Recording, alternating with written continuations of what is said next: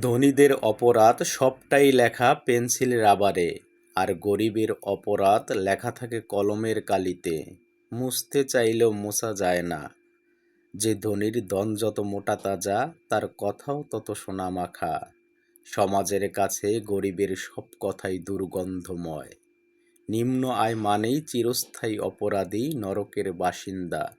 চোখে শুকনো পানি, মুখে উন্মাদ হাসি, বুকে চাপা কান্না, যা কোনো কালেই দেখা যায় না। ধনীরা উন্মাদের মতো হাসতে জানে না, তাই তাদের হিংসে হয়, জ্বলে পুড়ে মরে। গল্প গুজবে বলবে, টাকা পয়সা থাকলেই সুখী হওয়া যায় না। ধনীর কথা ধনের চাকা চিরস্থায়ী ঘুরে। ইচ্ছে হয় দেই শালাদের পকেট খালি করে।